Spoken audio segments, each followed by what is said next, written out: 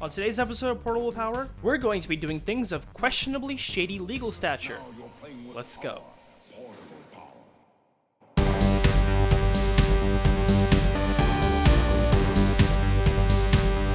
Hello, and welcome to Portable Power. My name is Sasha, and I'll be your host today.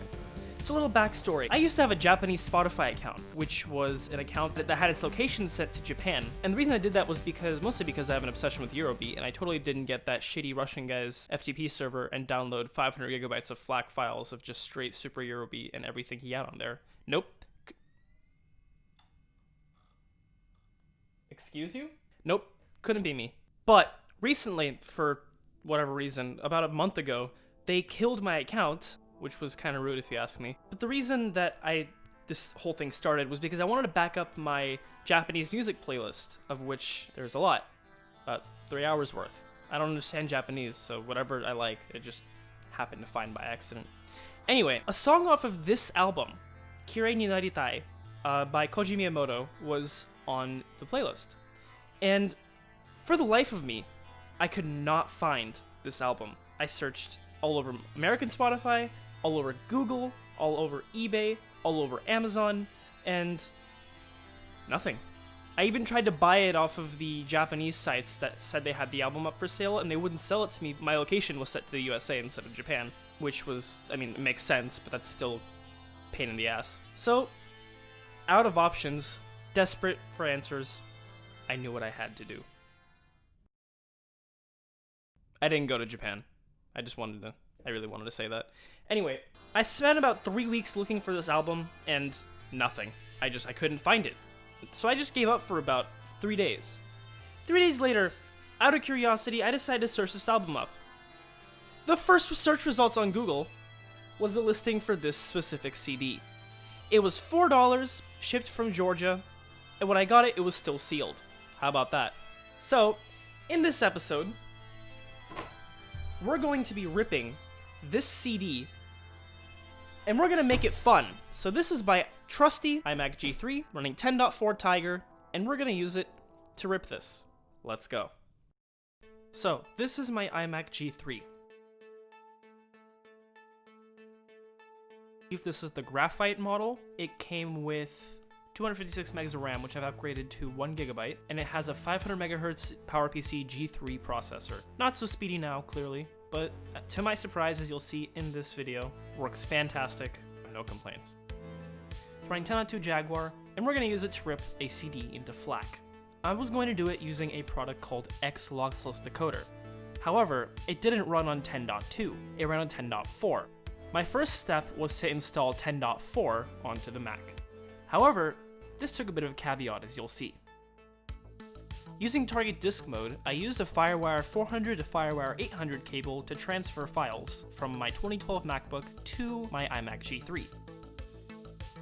The files that I transferred were the install for Tiger, the combo update for Tiger, the XLD DMG itself, and an installation manager called X Post Facto by Otherworld Computing. The first thing I tried to do was boot into the installer from 10.4 from my Mac directly on there. I tried to turn on X Post Facto. However, when I typed in my password when prompted, it told me that PowerMac 2.2 was not compatible with X Post Facto. Okay, that's fine. Then I tried to mount the installation file for Tiger, which failed to open because of Error 95, also known as no mountable file systems. Then I remembered, my PowerMac G5 has a bootable copy of 10.4 already installed.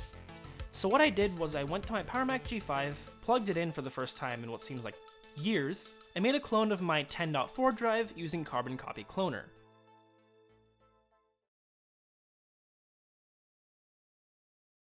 And then proceeded to wipe the drive on my iMac and install the 10.4 install over it. And to be honest, I really wasn't sure whether or not this was going to work. As you can see, I even went into the boot menu just to double check. But to my surprise, after a lengthy boot process,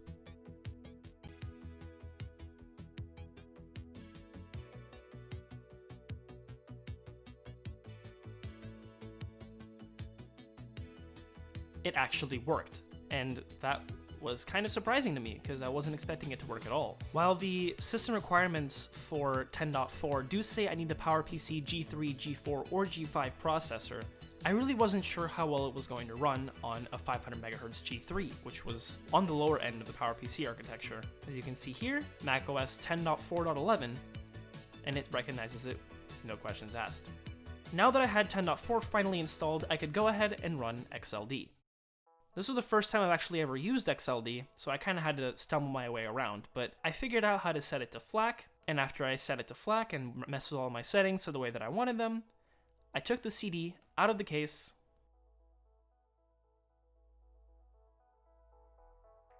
and put it into the loading drive.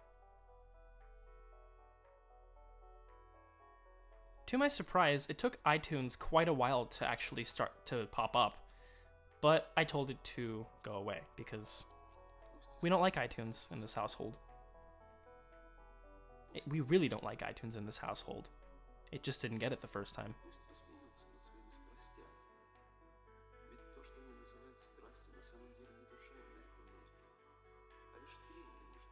After setting it to FLAC and setting the compression level to none and the padding to 0, I set my directory to the desktop,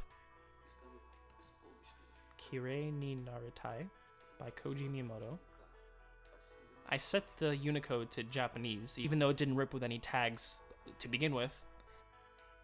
And after that, I went to the CD rip option. Seemed pretty okay. I didn't really know anything, so I didn't really bother it. I opened the audio CD through the menu, let the thing do its thing real quick. And there we had it. All 10 of our CD tracks ready to be ripped into FLAC. And here we go.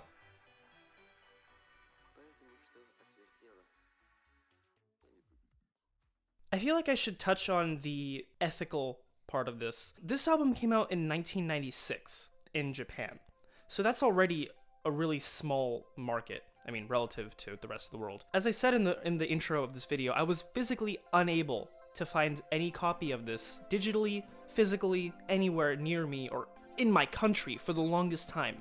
And the only reason that I happened to find this was because Google decided to be nice to me for whatever reason. Since its release in 1996, I haven't been able to find it anywhere. And no shady Japanese blog spot, not even the Internet Archive, had any backup of this album. And that's really sad because this album is really good. This album slaps, alright? Like, all things considered. And it's that really makes me question, is it okay for people to pirate this album? I see it from both ways. Let's start that. I see it from the side of the artist, as somebody who makes things like that, makes attempts to make music anyway. Follow my SoundCloud, it's in the about section. But as someone who attempts to make music, someone who makes content, it would really suck if somebody just pirated my content off of like Pirate Bay or something. However, I also understand it from the point of the consumer, where is it really my fault that I didn't put my content out in their country? Now I understand there's politics and licensing, whatever, but it really doesn't seem like Sony cares, or Sony published this album. It really doesn't seem like they care that this album isn't able to be purchased outside of Japan. And I think one of the, if I understand correctly, one of the qualifiers for something to be considered piracy is that the person needs to be losing income or some sort of revenue from their work. But seeing as how this album was released almost, 24 years ago, and either hasn't attempted to re-release it or hasn't made any effort to bring awareness to it since then, I'm going to go ahead and assume that it's already made all the money it's going to make. That's why I think it's okay for this album to be pirated. And the same thing goes for like anything released in the 50s. Like, does anybody really care that they're pirating Elvis Presley? Yeah, you can stream it on Spotify, but does anybody really care if you're pirating his music now? Like, he's still a cultural icon, but it's not like he kind of died on the shitter. It's not like he can really send us messages like, hey, go buy my new album. Oh wait, I'm dead, I can't. So yeah, that's just my 2 cents. This CD drive was incredibly slow, which the first time that I saw 26 minutes remaining on track 1, I almost did a double take. I thought I'd have to wait overnight for this to finish, but thankfully, I didn't. I was really curious to how some of the tracks would sound, seeing as how they were ripped on a 20-year-old computer, so I decided to open VLC and try to play it, and here's how it sounds.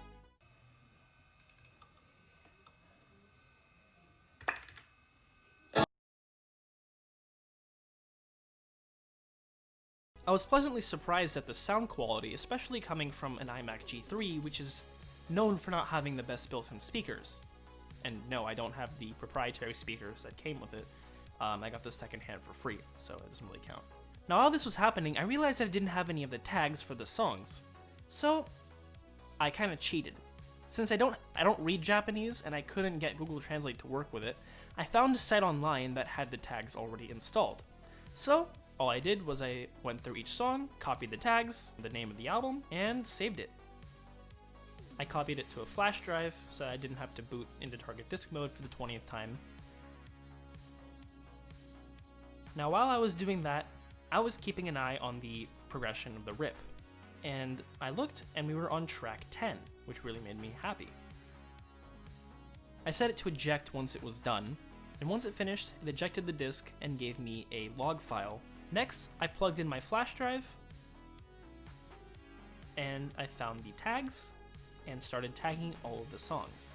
Now, all I had to do was just copy and paste the artist, the album, and the song names into each song, and set the date to 1996, because that's what the year of the album was. Set the genre to Japanese rock, because that's what it is. I ran into an issue where they weren't updating the tags in the program for some reason, but once I started scrolling through it, it was just a refresh issue, and it worked just fine. Now that the FLAC files were done ripping off of the CD, since I'm basically the only person that I'm aware of that is in possession of this album, I was also in possession of the only high-quality scans, or potential high-quality scans, of the material that came with it. That got me thinking, is it possible for me to scan using this on my modern printer?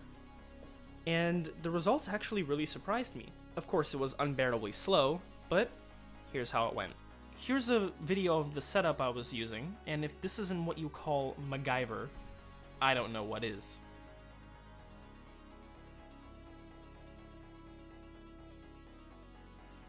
The first thing I tried to do was use USB and image capture, which was within Tiger. However, when I went to image capture, it said that there were no devices connected, which was a little disheartening at first. But then, I remembered that web scanning exists. So, in an act of desperation, I attempted to connect my iMac G3 with an Ethernet cable. The last time I tried this, it did not work. However, that also might be because I was still on 10.2, and it could have been that my internet equipment and my router and whatever else was way too new for 10.2. However, since we're running 10.4, things might be a little bit different. I connected it, turned it all on, attempted to connect to Safari. Fingers crossed it'll work, and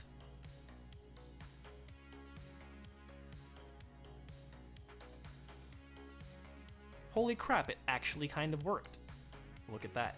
The first thing I had to do was go to download 10.4 Fox, because there's no way I'm using Safari 4 in 2020. If you don't know what 10.4 Fox is, it's basically a version of Firefox for macOS PowerPC. Anything that runs, I believe, from 10.2 to 10.4 or 10.5 is able to be used. However, anything before that requires the use of Classilla, which is for macOS 8.6 to 9.2.2. I attempted to download the downloader because SourceForge was giving me some sort of weird connection issue. However, when I attempted to unzip it, it just wouldn't work. I just used target disk mode again. I downloaded 10.4 Fox on my laptop and used target disk mode to throw it onto my iMac G3, and I started the scan. So I just got this thing to scan from there. Now this thing was released in like 2000. Its CPU is 500 megahertz. Okay, it's not even a gigahertz. It's 500 megahertz and 1 gig of RAM. And it's scanning at like 600 DPI. I'm like shitting myself. I did not think this would work. I was basically shitting myself because I didn't think any of that would actually work. But it did. Once I was done with all my scans, I had to go edit them and make sure that they actually worked and looked good. So I fired up Photoshop on my computer. I wasn't gonna run Photoshop on a G3 iMac. Kind of a lie in the video, but I mean, whatever. I was using OBS to record, so it might seem a little bit choppy.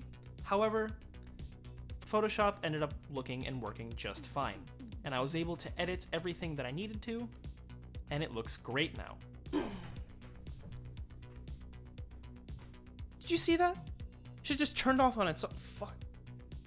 I mean, I guess it's kind of my fault. I shouldn't let the CRT burn in, but it's on like once every 6 months. Like, does it really matter? Probably not. I was really hoping it wouldn't crap out on me right there. So, that's how this album ended up on the internet, if you haven't already seen it. This album, I will probably put the rip up either on J-Pop80's blogspot or the Internet Archive, whoever answers first. I don't know. I haven't really sat down and thought about that as of the time of this recording, but you'll see it. Whatever I decide, I'll link it down in the description below. Yeah, that's it. This album's great. Go listen to it. Let me know what you think about it in the comments below. And yeah, that's all I really got to say. If you like this video, be sure to click up here in the cards to see the last 2 videos uploaded on this channel, as well as my social media links will be up there. Leave a comment of what you'd like me to do. I have a lot of things on the back burner. I've just been kind of lazy. But if you guys really want me to do a bunch of things, let me know, and I'll try to do it. Anyway, if this is the right part for today, this has been Portable Power. Thank you so much for watching. Peace.